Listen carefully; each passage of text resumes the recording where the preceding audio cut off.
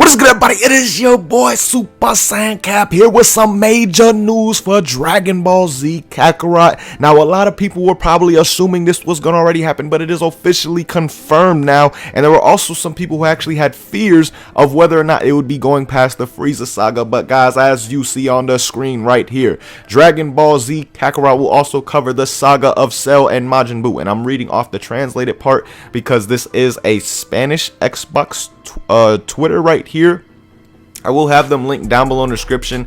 I will also have the homie Ronaldo San linked down below because he's the one who initially shared this with me, guys. Huge shout out to both of them. Again, Twitter links will be down below in the description.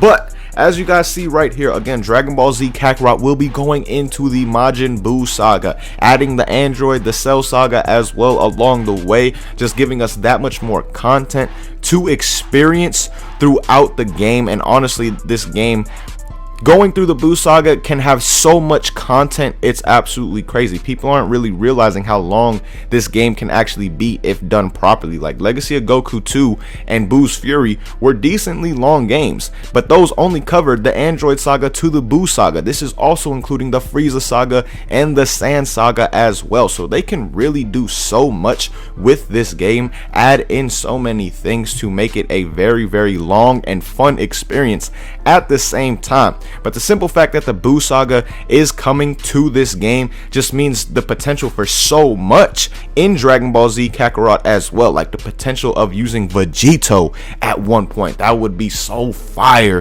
to see the man's Vegetto in this game with these graphics, things like that. You know, we're gonna be able to go Super Saiyan 2, Super Saiyan 3, not just regular Super Saiyan. The regular Super Saiyan was already looking dope, so just imagine how Super Saiyan 3 is really gonna look, things like that. There's just gonna be so much more that we're gonna have with these two sagas coming. And also at the same time with these two sagas, it also kind of basically confirms again that we will be able to use more characters. Like, how can you go into the Cell Saga and through the Cell Saga without being able to use the one and only Teen Gohan? You know, it just would not make sense if you were not able to use other characters. Like I said, in the Sand Saga and Frieza Saga alone, there's enough gaps in the story to where you need other characters to come in and actually showcase that if you want to stay true to the DBZ story like they say they do. And same goes for the Cell Saga. Like literally in the Cell Saga, Gohan is the one that actually ends this, man. Usually in the other sagas, even though Goku takes mad breaks from the actual show and is always off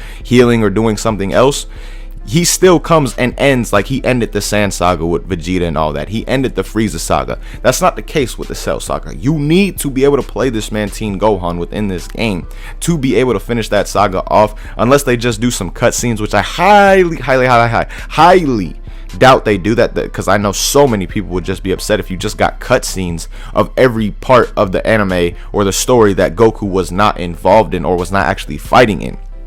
So that is basically kind of confirmed even more than it already has been, guys. But this is just absolutely amazing in my opinion, I mean. And it just, like I said, gives the game so much potential for so much content. And also the Android Saga and the Cell Saga were two very long sagas, and then the Buu Saga was very long as well at the same time. Like the Buu Saga especially, there was so much that went on in that saga. You know, we went from just having that, you know, at first you were just training with Gohan, Videl, then you move into the tournament, then we actually find out about Majin Buu, where you travel to Bibidi's place, fight Deborah, all things like that. Then you actually fight Majin Buu for the first time. You got the Majin Vegeta fight. Then we move on to Super Buu, then Buu-Tanks, Bukalo, all that, man. There's just so much in the Majin Buu saga, so many big fights that just adds, again, the potential for so much more content, in my opinion.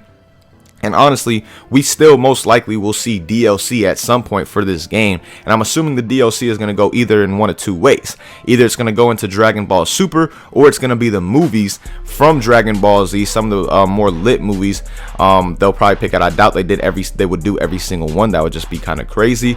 But I could see them doing some movies as DLC, movie arcs, things like that, or some Dragon Ball Super arcs, like the beginning of Super with the Beerus and the Resurrection F and all that. That is very, very possible able to see as well. So honestly, man, this game is going to be off the charts in my opinion as far as content goes. It seems like we're going to have the potential for a ton of content and a ton of stuff to do with in this game. I'm extremely excited that it is basically confirmed that we will be going to the Cell Saga and the Buu Saga, because it kind of needs it. If it just went to the Frieza Saga, I feel like this game could have been amazing, but it just would have been lacking in the actual story time. I feel like you would have been probably able to complete the game as fast as Spider-Man, and that was probably one of the downfalls of Spider-Man for those who have played it, is that it was rather short. Besides that, the game was absolutely amazing, and that's not something that I wanted to happen with this game as well. But all in all, man, let me know what you guys think about all this down below in the comments. And as always, thank you guys so much for watching. Really hope you guys enjoyed. Until next time, I hope you have a good day. Peace, y'all.